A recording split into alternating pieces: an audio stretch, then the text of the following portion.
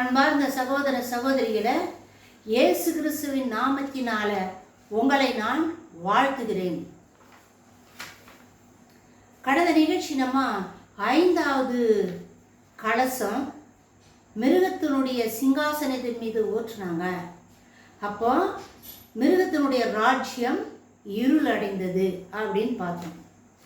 இப்போ 6வது தூதன் தன் கலசத்தில் உள்ளதை எங்கே ஊத்துறாரு, என்ன நடக்குது அப்படின்ற விஷயத்த வசனத்தின் மூலமாக இப்போ நம்ம வசனத்தை வாசிச்சுட்டு பார்க்கலாம்.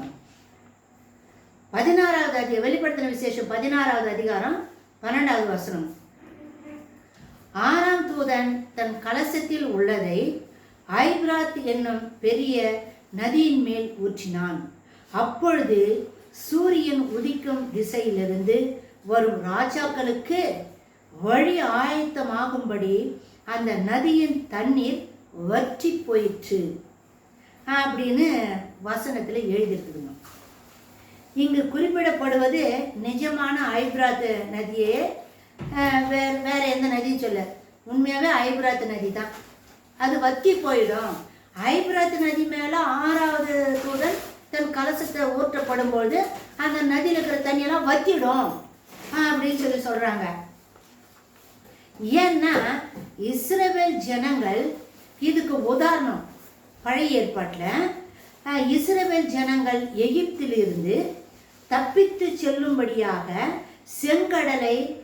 செங்கடல் ஊடாய் உலர்ந்த பாதை உருவாகியதும் அவர்கள் கானானுக்கு சென்றடைய யோர்தான் நதி 2ஆக பிளந்து போனது போல 2 விஷயம் நடந்துக்குது பழைய ஏற்பாட்டில். செங்கடலை உபத்திரம் வந்துச்சு. இந்த செங்கடலை தாண்டி அந்த பக்கம் போனோம்னா கடல் குறுக்கு நிற்குது. அதனால் கடலை 2ஆக பிளந்தாங்க. 2ஆக தண்ணி இந்த பக்கம் அந்த பக்கம் நின்று செங்கடல் 2ஆக பிளந்துச்சு. கானானுக்குள்ளே போய் நுழைனா இது நதி யோர்தான் நதி குறுக்கு நின்றுச்சு. அந்த யோர்தான் நதியும் 2ஆக பிளந்துச்சு. கானானுக்குள்ளே போய் சேர்ந்துட்டாங்க. அதே மாதிரி தான் இந்த 6வது கலசம் ஐபிராத் நதி மேலே ஊற்றப்படும் போது ஐபிராத் நதி வற்றி போயிடுமா. அர்மகதோன் யுத்தத்திற்கு கிழக்கு மேற்கு நாடுகளில் உள்ள ராஜாக்களை கூட்டி சேர்ப்பதற்கு இந்த ஐபிராத் நதியும் வற்றி போய்விடும். எதுக்கு இந்த ஐபிராத் நதி வற்றி போகுது, என்ன காரணம் அப்படின்னு சொன்னால், கிழக்கு மேற்கு இருக்கிற ராஜாக்கள் எல்லாம் அர்மகதோன் யுத்தத்துக்கு வரணும்.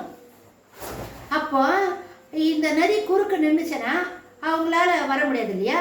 அதனால அந்த நதி வற்றி போக செஞ்சிட்டதுனால கட்டாந்தறி ஆகிப்போகுது, தண்ணி இல்லாத மாதிரி ஆகிப்போகுது. அப்போ கிழக்கில் இருக்கிற நாட்டு ராஜாக்களும் மேற்கில் இருக்கிற ராஜாக்களும் இந்த ஐபிராத் நதியை கடந்து எங்கே வருவாங்க, அர்மகதோன் யுத்தத்துக்கு வருவாங்க. அது வர்றதுக்காக தான் இந்த நதி வற்றி போதான். இன்னொரு விஷயம், இதனை இக்காலகட்டத்தை ஏசாயா என்ன சொல்றாரு இந்த நிகழ்ச்சி பத்தினா, ஏசாயா தீர்க்கதரிசி கூறுகிறார், எகிப்தின் சமுத்திர முனைனா எதுனாக செங்கடல், சமுத்திர முனை முற்றிலும் அழிந்து அது அழிந்து தமது காற்றின் வல்லமையினால் நதியின், அதாவது ஐபிராத் நதியின் மேல் தனது கையை நீட்டி 7 ஆறுகளாக பிரிந்து ஜனங்கள் கால் நனையாமல் கடந்து போகும்படிக்கு பண்ணுவார் என்கிறார். கால் நனையாம ஜனங்க அந்த வழியா நடந்து போவாங்களாம், ஐபிராத் நதி வழியா அப்படின்னு ஏசாயா சொல்றாரு. ராஜாக்கள் ஆப்பிரிக்காவிலிருந்து கிழக்கு நோக்கியும் ஆசியாவிலிருந்து மேற்கு நோக்கியும் பயணமாகி அர்மகதோன் யுத்தத்திற்கு பாலஸ்தீனாவிலே சந்திப்பார்கள். அந்த பள்ளத்தாக்கில் அர்மகதோன் யுத்தத்துக்கு அந்த பள்ளத்தாக்கில் சேருவாங்க. ஐபிராத் நதி வற்றி போவது 2 நோக்கங்களை கொண்டு நிறைவேற்றும். இந்த நதி வற்றி போகிறதுக்கு 2 காரணம் இருக்குதுன்றாங்க. அது என்னென்னா, ஒன்று அசிரியாவில் மீதமுள்ள இஸ்ரவேலர் தன் சொந்த தாய் நாட்டுக்கு திரும்பி வந்து சேர உதவும். அசிரியாவிலேயே அங்கேயும் யூதர்கள் இருக்கிறாங்க, இஸ்ரேல் மக்கள் இருக்கிறாங்களாம். அவங்க தன் சொந்த நாட்டுக்கு பாலஸ்தீனத்துக்கு இஸ்ரேல் நாட்டுக்கு வந்து சேரணும்னா இந்த ஐபிராத் நதியை கடந்து தான் வரணுமா. அப்போ அந்த ஐபிராத் நதியில் இருக்கிற தண்ணி வற்றி போயிட்டு இருக்கணும். அப்போ தான் அதை வழியாக நடந்து வருவாங்க. இது ஒரு காரணம். இரண்டாவது காரணம், கிழக்கு கோடி தேசங்களும் நடைபெற உள்ள தேசங்களின் நியாய தீர்ப்புக்காக ஒன்றாய் சேர்க்கப்படுவதற்கு உதவும். நியாய தீர்ப்பு நடக்குது. மற்ற நாட்டில் இருக்கிற மக்களுக்கெல்லாம் ராஜாக்களுக்கெல்லாம் வந்து அர்மகெதோன் பள்ளத்தாக்கில் அங்கே வந்து யுத்தம் நடத்துவாங்க. அந்த யுத்தத்துக்கு பல நாட்டில் இருக்கிற மக்கள் எல்லாம் ஒன்றா வந்து சேரணும். அதுக்கு இந்த ஐபிராத் நதி வந்து தடையாக இருக்கிறதுனால அந்த ஐபிராத் நதியில் இருக்கிற தண்ணியெல்லாம் வற்றிப்படும், காஞ்சிடும். இப்போ இருக்குதாங்க அப்படின்னா இப்போ தண்ணி இருக்குதுமா, நிறைய வற்றி போயிட்டு தான் இருக்குது. ஆனால் தண்ணி இன்னும் கொஞ்சம் இருக்குது. ஏன்னா இப்போ கூட அகழ்வாராய்ச்சியாளர்கள் வந்து ஐபிராத் நதி வந்து ஓரத்தில் வந்து ஆராய்ச்சி பண்ணினுக்கிறாங்க. அப்படி ஆராய்ச்சி பண்ணும்போது ஐபிராத் நதி ஓரத்தில் கட்டப்பட்டிருக்கிற கட்டடங்கள், குகைகள் அதெல்லாம் இப்போ கண்டுபிடிச்சிருக்கிறாங்க. தொல்பொருள் ஆராய்ச்சியாளர்கள் கண்டுபிடிச்சின்னு வராங்க. அப்படின்னா ஐபிராத் நதி ஓரத்தில் பட்டணமானது கட்டப்பட்டிருக்குது. எதுன்னா பாபிலோன் நகரம் கட்டப்பட்டிருக்குது. அது வந்து அழிக்கப்பட்டுருச்சு. பழைய காலத்தில் கட்டப்பட்ட அந்த பாபிலோன் நகரம் அழிக்கப்பட்டுருச்சு. தண்ணியெல்லாம் வந்து மூடிடுச்சு.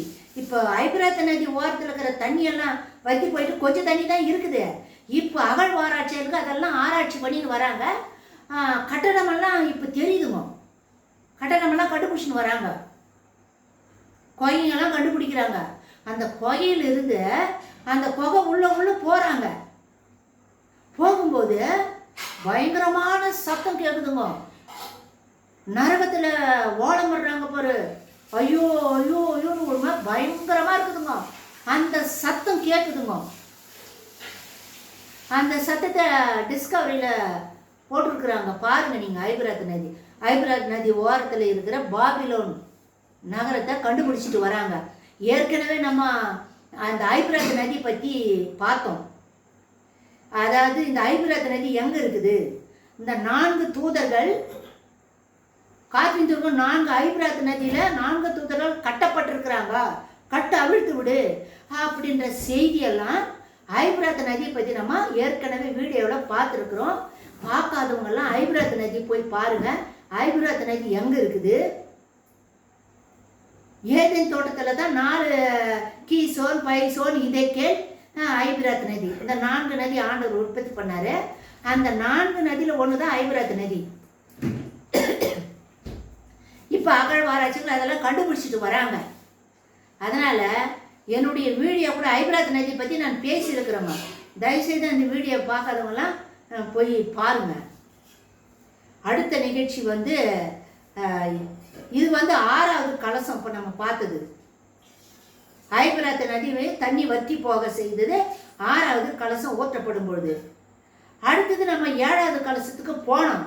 அதுக்கு முன்னாடியே 6வது கலசத்துக்கும் 7வது கலசத்துக்கும் முன்னாடியே 3 தவளைகளுக்கு ஒத்ததான ஆவிகள் வெளியே புறப்பட்டு வருது.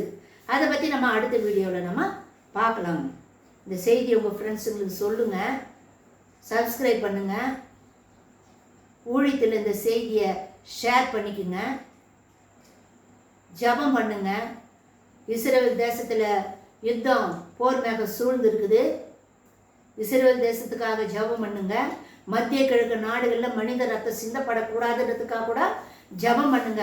மத்திய கிழக்கு நாடுகள் பகுதியில் ரத்த வெறி பிடிச்சு திரிகிற அந்த பொல்லாத மிருகத்தை கட்டி ஜபம் பண்ணுங்க. மாரநாதா.